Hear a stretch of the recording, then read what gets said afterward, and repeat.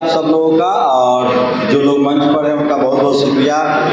Wilson साहब का खासकर स्पेशल स्वागत है जो दक्षिण भारत से आज लखनऊ में हैं, लेकिन उनके लिए बहुत दुखद खबर होगी कि जिस पेरियार की राजनीति उनके यहाँ होती है तमिलनाडु में, उस पेरियार को हम लोगों ने भुला दिया है। सबसे ज़्यादा शुक्रिया उन लोगों का जो मंच के उस तरफ बैठे हुए हैं, क्योंकि सारी जिम्मेदारी उन्हीं के कंधों पर है।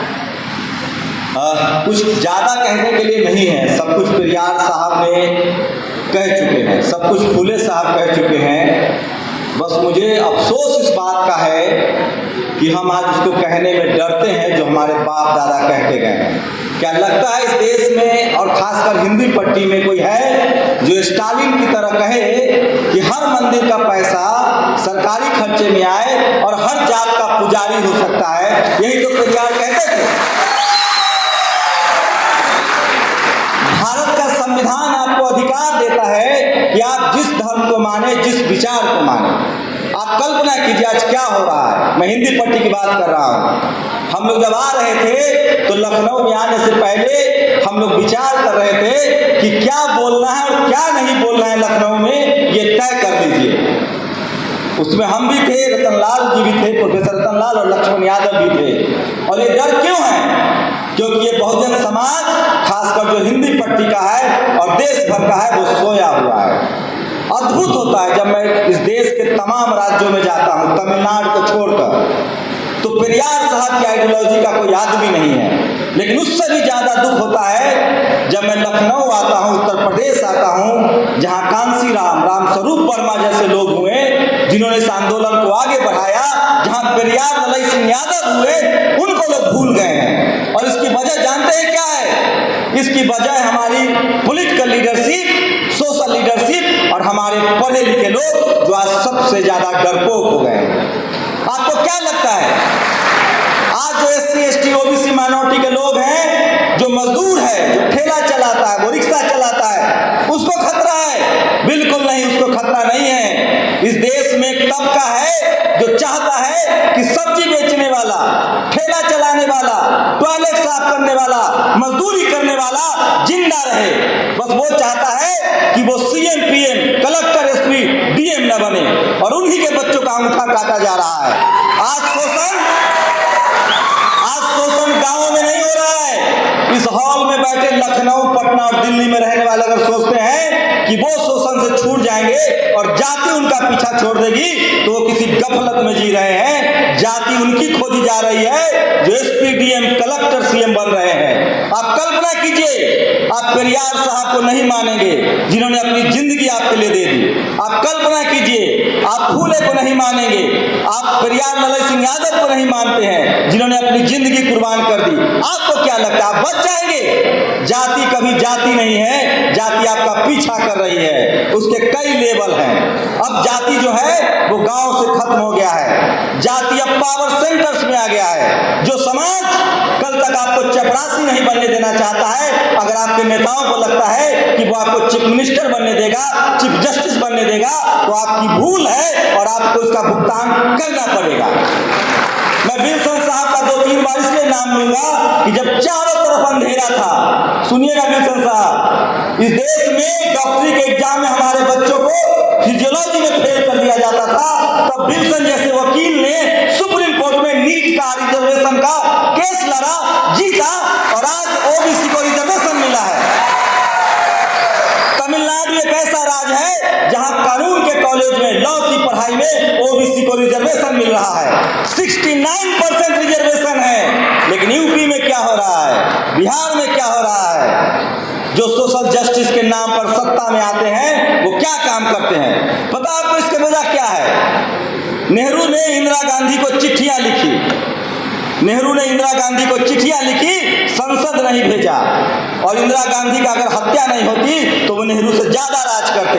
हमारे नेता क्या करते हैं? अपने बच्चों को विधानसभा और संसद पहले भेजते हैं, आइडियोलॉजी उनको पता ही नहीं है। आपको क्या लग रहा है? गाय माता, गाय गोबर गौमूत्र की राजनीति ऐसी हो रही है? उसके पीछे वोट बैंक है। इस देश में वोटिंग पैटर्न जान लीजिए। इस देश में शेड्यूल कास्ट के लोग भी मुसलमान को वोट नहीं करते हैं, कहते हैं मुसलमानों की पार्टी है। उसी तरह से पिछड़ा भी दलितों की पार्टी को वोट नहीं करता है, कहता है ये दलितों की पार्टी है। उसी तरह से इस देश में पिछड़ों की पार्टी को सवर्ण वोट नहीं करता है, कहता है कि ये पिछड़ों की पार्टी है। और इस देश में दलित पिछड़ा सब वोट करता है धर्म के नाम पर, और मुसलमान टाइट रहे। लेकिन मुसलमान टाइट तो हो जाएगा, लेकिन तुम्हारा आरक्षण जा रहा है, फूले पेरियार अंबेडकर का सपना खत्म हो रहा है, तुम मजदूर बनाए जा रहे हो।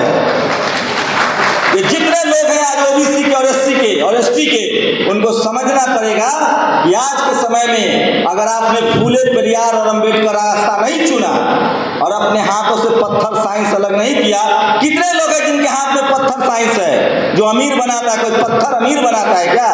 अगर पत्थर अमीर बनाता तो दुनिया भर में लोग अंगूठियां पहनते।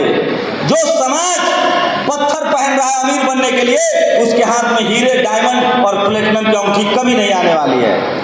ये जो मानसिक गुलामी है, ये जो कर्मकांड है, ये जो धार्मिक गुलामी है, ये आपको अपने जड़ों से काट रही है और आपको सत्ता से दूर कर रही है।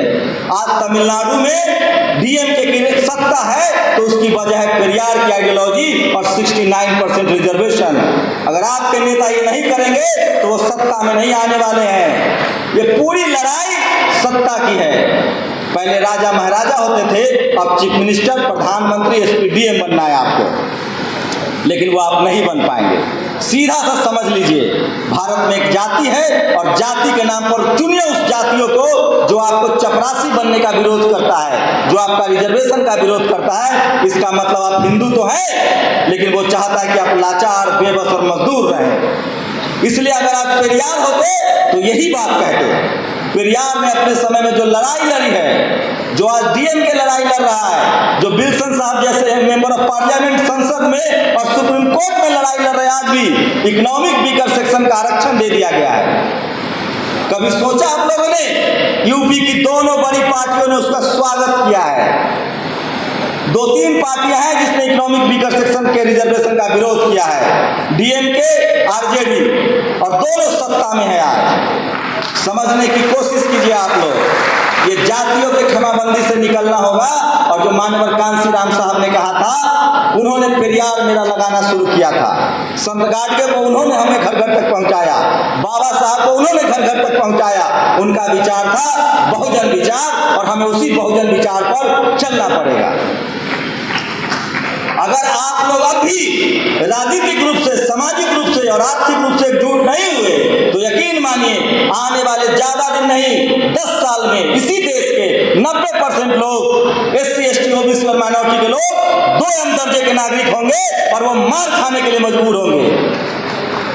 और सुन लीजिए, आप, मैं मजाक नहीं कर रहा हूं। इस देश के 90% कैदी जो जेलों में बंद है, वो एससी, एसटी, ओबीसी, माइनॉरिटी के लोग हैं, जो खीरा चोरी के आरोप में जेल में बंद है। और इस देश का खीरा चोरी करने वाला विदेश में जाके गुलछर्रे उड़ा रहा है। आप कुछ नहीं कर सकते हैं, क्योंकि आप जज नहीं हैं, सुप्रीम कोर्ट में आप जज नहीं हैं, आप एसपी, डीएम नहीं हैं, आप दरोगा नहीं हैं। आप क्या हैं?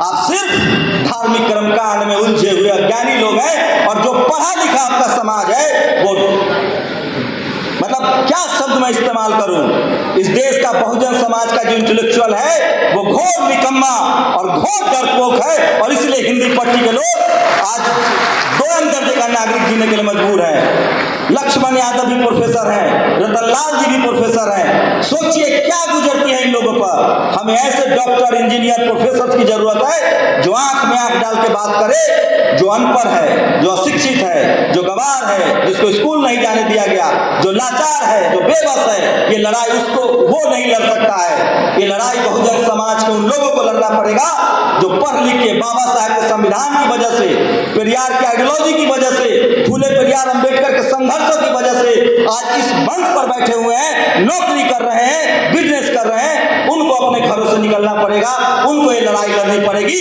नहीं तो यकीन मानिए, अब गांव का गरीब मजदूर का कुछ नहीं होने वाला है। अगली बारी पढ़े लिखे लोअर मिडिल क्लास का होगा, जो शहरों में रहता है। तुम्हारी जाति पूछी जाएगी, तुम्हें मारा जाएगा और मारा जा रहा है। एक भी एससी, एसटी, ओबीसी का आदमी, और अब उसमें मुसलमान भी इंक्लूड है, अपने सीने पर हाथ रख के बता दे कि उसको नौकरी आरक्षण से मिल रहा है है, क्या वो सम्मान से नौकरी पूरा कर रहा है? बताइए।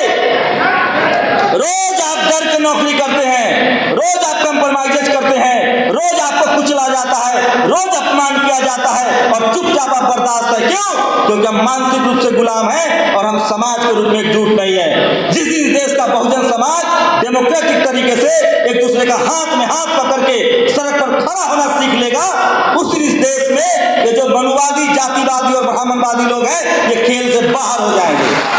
और यकीन मानिए, एक बात और कह रहा हूं, हर समय पेरियार पैदा नहीं होंगे, हर समय अम्बेडकर नहीं आएंगे, हर समय फूले नहीं आएंगे। जो जिस समय में, आज के समय में, चाहे वो रतन लाल हो, चाहे लक्ष्मण यादव हो, चाहे हमारे जज साहब हो, चाहे विल्सन साहब हो, ऐसे लोगों के साथ आपको खड़ा रहना पड़ेगा, तभी आपका समाज बचेगा। नहीं तो यकीन मानिए, जिनसे आपकी लड़ाई है वो जाति के नाम पर आपसे इतना नफरत करते हैं कि वो आपके बच्चे को पानी छू लेने पर मार देते हैं। वो आपके नेता को 3 बार का मुख्यमंत्री लालू यादव को जेल में डाल देते हैं। वो करुणानिधि जैसे नेताओं को, मीडिया, इस देश की, मैं टेलीविजन अखबार का काम कर चुका हूं, मैं आज भी सोशल मीडिया के जरिए पत्रकारिता करता हूं। इस देश में अब 6 जगह जातिवाद है, media, judiciary, bureaucracy, college, university और बिजनेस। और जो लोग इसमें जाने की कोशिश करेंगे, अब उनको जातिवाद का शिकार होना पड़ेगा। इसलिए कमर कस लीजिए। हर घर से जिस दिन पेरियार पैदा हो गया, पेरियार की आइडियोलॉजी पहुंच गई, इस देश के मनुवादी भाग जाएंगे। आपको तय करना है कि आपको लानत की जिंदगी चाहिए या सम्मान की लड़ाई, सम्मान की मौत। मैंने सम्मान की जिंदगी जीना सीखा है, सम्मान के रास्ते पर मौत भी हमें मंजूर है। इसलिए मैं लखनऊ आने से नहीं डरता हूं, न बोलने से डरता हूं। और मैं सचमुच पेरियार साहब की इस बात को मानता हूं कि जो धर्म हमें नीच कहता है, मैं उस धर्म को लात मार दूंगा।